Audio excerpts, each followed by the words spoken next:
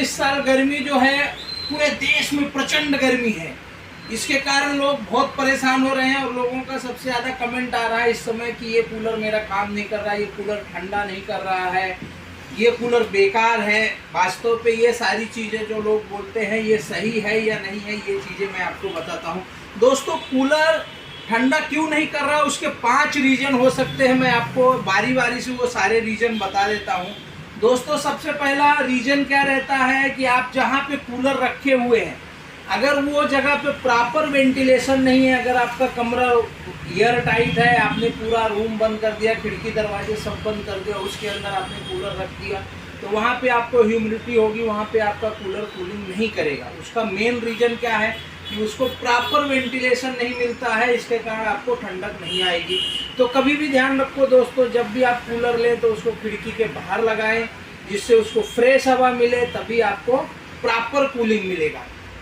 Number 2 कारण रहता है दोस्तों, जब भी आप जो कूलर यूज कर रहे हैं उसका जो घास रहता है, अगर घास इस तरह से हो गई है, देखिए पूरा इस तरह से अगर सड़ गई है, इसके बीच में जो गैप रहते हैं जहां से कि आपका कूलर हवा खींचता है वो बंद हो जाता है, जिसके कारण आपका कूलर जब बाहर की हवा नहीं खींच पाता है तो आपका कूलर ठंडा करना पूरी तरह से बंद कर देता है।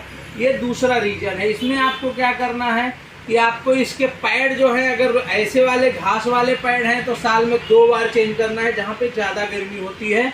और अगर आपके पास हनीकम पैड है, इस टाइप के पैड है देखिए, तो इनमें अभी जब डस्ट जमा हो जाता है तो होल बंद हो जाते हैं, तो कूलिंग बंद हो जाता है। ये भी आपको साल में या 2 साल में एक बार चेंज करना है और टाइम टाइम इसको प्रेशर से के पानी से धोना है, जिससे इसके अंदर जो भी डस्ट वगैरह लगी रहती है वो पूरी तरह से साफ हो जाए, जिससे कि कूलर के अंदर होल्स जो है, वो छिद्र जो है वो खुल जाए और ऑक्सीजन या हवा खींचने में कूलर के आपके आसानी हो जाए। उसके बाद दोस्तों, तीसरा जो रीजन रहता है वो मोटर की स्पीड कम हो जाना। अब मोटर की स्पीड क्यों कम हो जाती है? मोटर का कैपेसिटर खराब हो जाता है, जिसके कारण मोटर की स्पीड लूज हो जाती है। ये मोटर भी खराब हो जाता है तो धीमा घूमने लगता है, जिसके कारण आप तक हवा ही नहीं पहुँचती और वो पीछे से हवा खींच भी नहीं पाता है। ये एक रीजन हो सकता है। उस कंडीशन में आपको क्या करना है कि पहले मोटर का कैपेसिटर चेंज करना है। अगर कैपेसिटर खराब है तो कैपेसिटर आप नया डाल लीजिए और आपका मोटर सही, कूलर सही हो जाएगा। अगर मोटर खराब है तो मोटर आपको नया डालना है। क्या करना है मैं आपको बता देता हूँ। आपको चेक करना है कि जहाँ से जो आपका पानी का मोटर है वो तो कहीं बंद नहीं है, या उसमें नीचे कचरा तो नहीं जमा हो गया है कि वो पानी जितना चाहिए उतना खींच ही ना रहा वो। उसके अलावा और एक चीज़ आपको ध्यान रखना है कि जहाँ पे आपके पानी में ये साइड में होल रहते हैं, जहाँ से पैड गीला होता है, वो आधे होल ब्लॉक तो नहीं हो गए हैं। क्योंकि अगर आपका कूलर दोस्तों पूरी तरह से उसके जो पैड है वो गीले नहीं होते हैं तो भी आपका कूलर जो है ठंडी हवा नहीं देता है। इसके अलावा एक सबसे इम्पोर्टेंट चीज़ आपको मैं बता देता हूँ दोस्तों, आपको क्या करना है। अगर जहाँ पे ज़्यादा ह्यूमिडिटी है वहाँ पे कूलर ठंडा नहीं करेगा, ये कभी भी ध्यान रखिए। कूलर के लिए क्या होता है कि ड्राई वाली एरिया में ही कूलर काम करता है। अगर ऐसा आपको लग रहा है कि आपके यहाँ पे पहले से ह्यूमिडिटी ज़्यादा है, उस कंडीशन में पानी का मोटर बंद कर दीजिए, फैन स्विच चलाइए, तो आपको कूलर से ज़्यादा अच्छा इफेक्ट आएगा। दोस्तों, जहाँ पे बहुत ज़्यादा गर्मी पड़ रही है वहाँ पे एक चीज़ से और आपको बचना है, टावर वाले कूलर नहीं लेना है। टावर टाइप के कूलर में आपको सिर्फ सिंगल पैड रहता है, जिसके कारण इसका कूलिंग इफेक्ट काफ़ी कम होता है और आवाज़ ज़्यादा आती है, जिसके कारण आपको प्रॉब्लम हो सकता है। ये तो सारी चीज़ें हो गई। अभी इसमें एक सबसे बड़ा प्रॉब्लम क्या रहता है दोस्तों, आप गलत साइज रूम के हिसाब से कूलर ले लेते हैं। आपको रूम का साइज के हिसाब से आपको कूलर लेना है। दोस्तों, अगर आपका रूम का साइज है 150 स्क्वायर फीट तो कम से कम आपको 30 लीटर का कूलर लेना है। अगर आपके रूम का साइज है 200 स्क्वायर फीट तो आपको 50 से 60 लीटर का कूलर लेना है।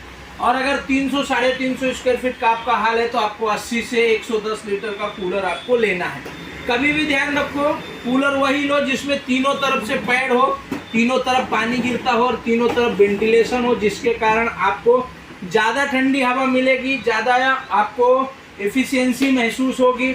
इसके अलावा दोस्तों, जब बहुत ज़्यादा गर्मी हो जाए तो आप क्या कर सकते हैं कि कूलर में ठंडा पानी डाल सकते हैं या बर्फ़ डाल सकते हैं। अगर आपके पास फ्रिज वगैरह है और फ्रिज में आपने बर्फ़ जमाया है तो वो डाल सकते हैं। इससे भी आपको कूलर जो है ज़्यादा जो है कूलिंग दे सकता है। और एक चीज़ आपको हमेशा ध्यान रखना है दोस्तों कि कोशिश हमेशा ये कीजिए कि जहाँ पे भी कूलर लगाए वहाँ पे क्रॉस वेंटिलेशन होना चाहिए। क्रॉस वेंटिलेशन मतलब दरवाजे के पास आपने कूलर लगाया, दरवाजा उसके पीछे से हवा खींच रहा है और खिड़की खुली हुई है तो यहाँ से हवा खींच के बाहर फेंक रहा है, जिसके कारण आपके रूम में हमेशा फ्रेश हवा बनी रहती है और उसके कारण आपको हमेशा ठंडक महसूस होती है। दोस्तों ये सारी चीज़ें आपको ध्यान रखना है। अगर ये चीज़ें आप ध्यान देंगे तो मैं आपको बोलता हूँ 100% आपका कूलर जो है ठंडी हवा देगा। इसके अलावा दोस्तों अगर आपको कोई भी और जानकारी चाहिए तो आप कमेंट में लिख सकते हैं। दोस्तों अगर आपको ये वीडियो पसंद आया तो वीडियो को लाइक कीजिए, शेयर कीजिए। अगर चैनल में आप फर्स्ट टाइम है तो चैनल को सब्सक्राइब कीजिए, क्योंकि हम इसी तरह से आपको कुछ नई जानकारियाँ देते रहते हैं। हिंद, जय भारत, वंदे मातरम।